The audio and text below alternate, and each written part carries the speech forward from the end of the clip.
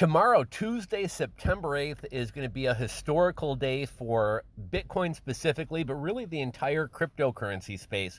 Tomorrow's Tuesday, September 8th, El Salvador becomes the first country to make a cryptocurrency, specifically Bitcoin, legal tender. If you guys watched the channel a couple months ago, I think it was either spring or beginning of the summer, El Salvador's president tweeted out that they were going to be making Bitcoin legal tender. This is going to be happening tomorrow.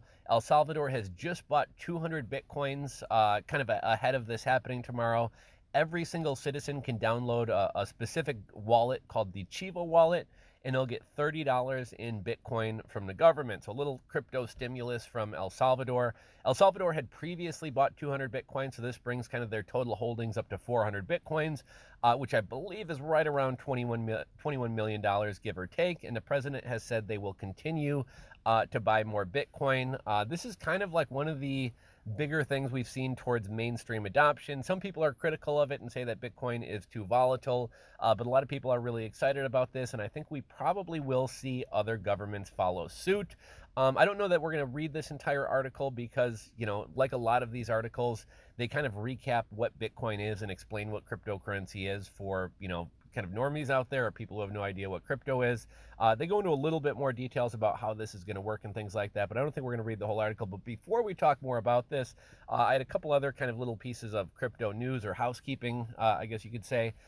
So first off, one thing, I recently tried logging into my Binance account. Now, my main Binance.com account had previously been shut down. I think at some point I had logged in from a US IP address. And so, like most people out there, my account wound up getting flagged.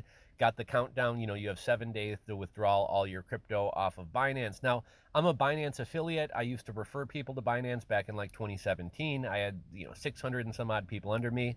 And, I used to make a pretty decent income, passive income off of Binance affiliate fees. One of the cool things about Binance's affiliate program is when somebody signs up for you, you get a small percentage of the fees collected from every trade that they make.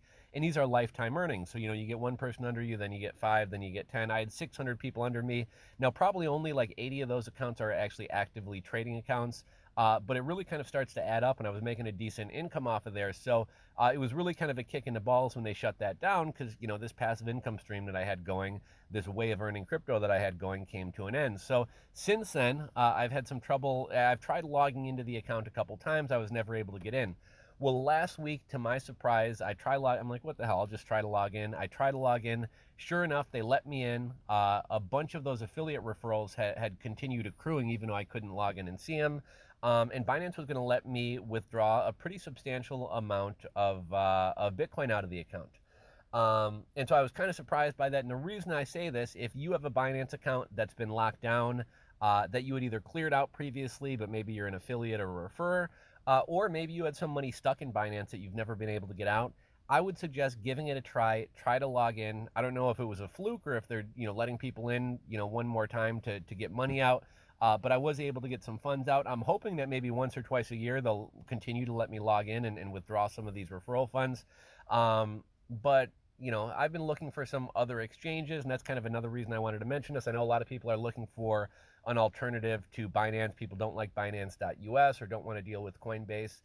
They want an exchange that has more coins. So I've been playing around with Huboy or Hubi, a Chinese exchange, as well as Kucoin. Now, I'd messed around with Kucoin in the past, but I just kind of abandoned that account. I kind of stopped using, it's a great exchange, but I always kind of preferred Binance. So I used Binance instead of Kucoin, and I haven't gone back to Kucoin in a while. Well, a lot of the coins that I was able to access on Binance recently are coins that, no other exchanges deal with. So initially I set up Huboy. I actually really like Huboy. I think their interface is the most similar to Binance.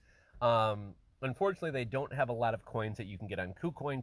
Two coins that I personally like a lot are the BNB coin, Cake coin, and then another coin that I've been curious about is the crypto.com, the native token of that platform. Just with all the advertising I see them doing on YouTube pre-rolls and things like that, I think they are going to be a pretty big exchange. For all I know, they might be in the NFT space already, but if they get into the NFT space, because it's an easy platform to use, especially for beginners, I could see their native coin somehow being tied into NFTs or other things that they do natively on their platform, and I could see that coin being worth something. Well, I really didn't feel like signing up for another cryptocurrency exchange and having to KYC. But to my surprise, on Kucoin, you can also buy CRO coin or crypto.com coin. Kucoin also seems to be a pretty secure exchange. I noticed when you try to do a withdrawal, you need to use a trading password, which is like a 6-digit PIN code. They send you a code to make sure that it's you accessing the account. If for whatever reason you make any changes to your security settings, whether it be 2FA or what is it, 2FA or your password, they lock you out for 24 hours. So, you hear a lot about people's accounts getting hacked. There was a recent, I think, Forbes article about all the people getting accounts hacked on Coinbase. You hear about SIM swaps. KuCoin seems to take security to another level. There's tons of coins. Overall, I'm really enjoying it. They do have their own affiliate program for any of you guys out there who are affiliate marketers. It used to be very similar to Binance's affiliate program. Right now, you can still get your affiliate code, and it says it is active and you will be paid, but it says they're revamping their affiliate program. So really right now, if you're promoting them, you don't really know what the terms are. I say all this because I am going to be dropping my affiliate code if you guys want to check out KuCoin or sign up for an account. What's a little bit silly or stupid, I have no idea what I'm going to be earning because they haven't rolled out the new terms of their affiliate program. But if for some reason you try logging into your old Binance account and you're able to access your funds and are looking for a place to send some of these coins, KuCoin's the one that I went with because they had, Curve and a lot of other coins that I was unable to trade over or transfer over to Huboy, which I was initially using. And also, if you want to start staking Cake or getting into some of the Binance Smart Chain coins, you can deal with BNB coin on there instead of having to open up a Binance.us account. Just one other kind of interesting thing I think that kind of ties into this article. So right now the government's telling us the economy is really great. Inflation is transitory. It's not going to last long. These labor shortages and supply chain shortages are just a bump in the road. But as I'm sure you guys have seen, housing prices are through the roof. Used car prices are through the roof. There's chip shortages. I've noticed at a lot of grocery stores, specifically Meijer, they're starting to put these things back on. There's a kind of another toilet paper run going on right now. Meijer is starting to put up signs, limit 2 cans of corn per person, limit 1 gallon of milk, limit 1 case of water, limit 4 on this. That's something that we haven't seen since kind of way earlier or the beginning of the pandemic. So we got that going on. Shake Shack recently announced they're going to be raising prices for the 4th time in the past year.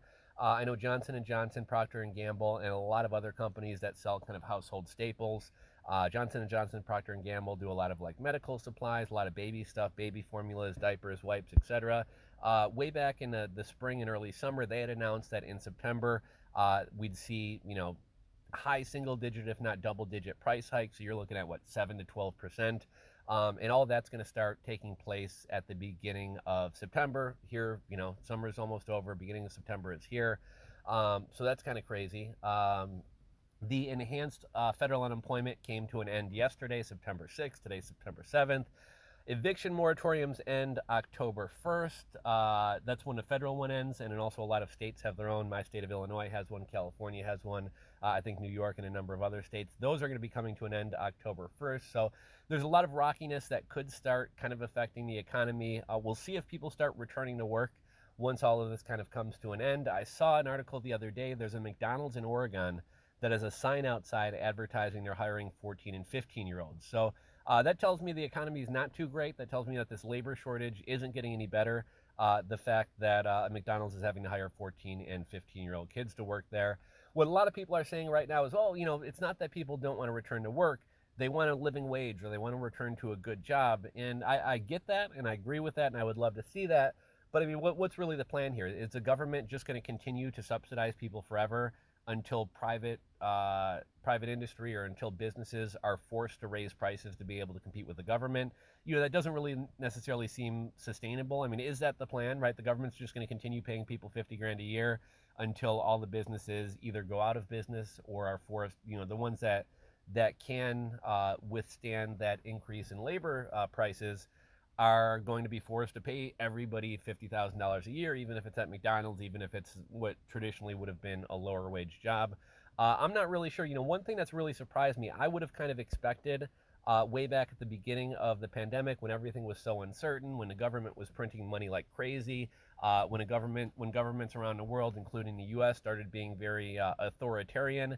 I would have expected people to flock to cryptocurrency, but surprisingly, cryptocurrency actually kind of wound up tanking and doing really bad for a while. Now, obviously, crypto is doing well now and has been doing well, but when the government's printing trillions and trillions and trillions of dollars of fake money and pushing it out to people through enhanced unemployment and, you know, 3, 4, 5, whatever stimulus checks, a lot of younger people who live with their parents, don't have a lot of bills, you know, they had nothing to do with their money but throw it into crypto. And you got Elon Musk promoting Dogecoin and Bitcoin, and Mark Cuban promoting crypto, and you have this NFT wave going on.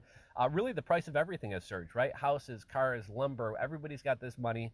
Nobody's really got anywhere to spend the money since everything's shut down. So, of course, markets are going to be inflated. So, it'll be interesting to see, again, as unemployment benefits come to an end. Doesn't look like any more stimulus checks are coming out. Um, the eviction moratorium looks like it's going to kind of, you know, shake up the economy a little bit.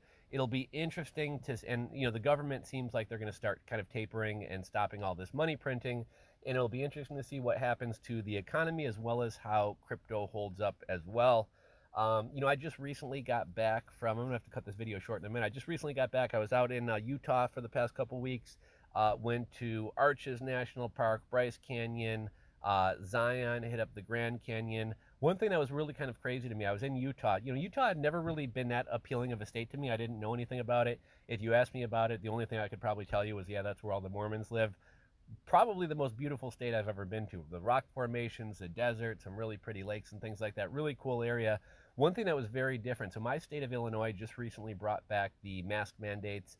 You know, we've still had capacity limits. Chicago has been fairly strict about things. Man, I went to a Costco out there. We're talking a packed Costco parking lot full. I don't know how many people fit in a Costco, 500 people, whatever. But I think I saw maybe 2 people in Costco wearing masks, and it was just a completely different world than back home. Part of the reason I mention this, you know, back in early July, it seemed like mask mandates were going away. Concerts were starting to happen. People who had been putting off weddings 2, 3, 4 times had canceled their wedding. Were starting to reschedule their weddings. Vaccines were out. People were very optimistic for the future. And in just a matter of weeks, that was kind of quashed. Delta's here. Now we're hearing about this MU variant that I think is mostly clickbait, but, you know, they're hyping it as it might be vaccine resistant.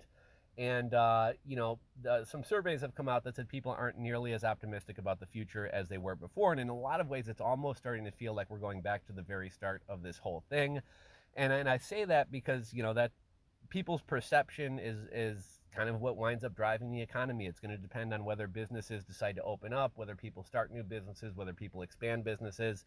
And if the sentiment and the outlook is very negative, that's not going to happen. I know, you know, there's kind of a big thing. There's some people out there who say, oh, masks aren't a big deal. It's just a piece of cloth. What are you making a big deal about? And it seems like even a lot of vaccinated people are starting to say, look, you know, I did my part. I stayed home. I got the vaccine. We were promised that this would all be done. And, you know, here it continues on even more. Like, I don't want to do it anymore. And so there's kind of this battle. Oh, it's not a big deal. You know, we can wear masks forever. They don't really bother you. It's just a piece of cloth. And then you have other people who are like, no, it's fucking uncomfortable. You know, I just got back from Utah, like I said, and sitting on a 4-hour flight with a mask on your face, plus 2 hours early at the airport with a mask on your face, it's not pleasant. My return flight was a fucking 100 degrees in the plane. You're kind of claustrophobic in these small seats. You got a mask on. You're breathing in your face. It makes you even hotter. It is uncomfortable, and it is going to affect the economy. You know, a lot of people aren't going to buy concert tickets because they don't want to go to a concert and sit there with a mask on their face for multiple hours. I saw an article in the UK recently. Nightclubs profits are down anywhere from 35 to 50% because people aren't wanting to do the vaccine passports. They're not wanting to wear masks at the club. Um, you know, recently, some colleagues in my team wanted to start going to some marketing conferences again. We went to a marketing conference the other week, and there's another one coming up here in a couple months. And you know, a number of people have said, you know, so Chicago just recently brought back mask mandates. We were just at a conference, and it's like you can't hear what the fuck anybody's saying.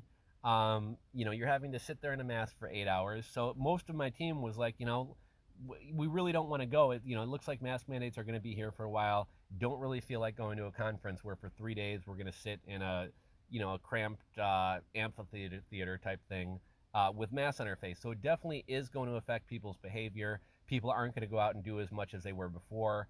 And I think that is going to affect the economy negatively. So we'll see what winds up happening with the price of crypto if the economy winds up kind of slipping here in the fall and into winter. We've covered a lot of things in this video, so I'm gonna wrap it up here. Good to be back, guys. I know I haven't made a video in a little while.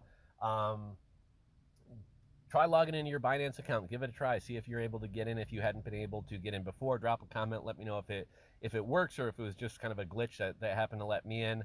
That's all I got for you guys. If you guys enjoyed the video, give it a thumbs up. If you're not subscribed to the channel, click that subscribe button down below. Ring the bell, all that good jazz, and we'll catch you on the next video.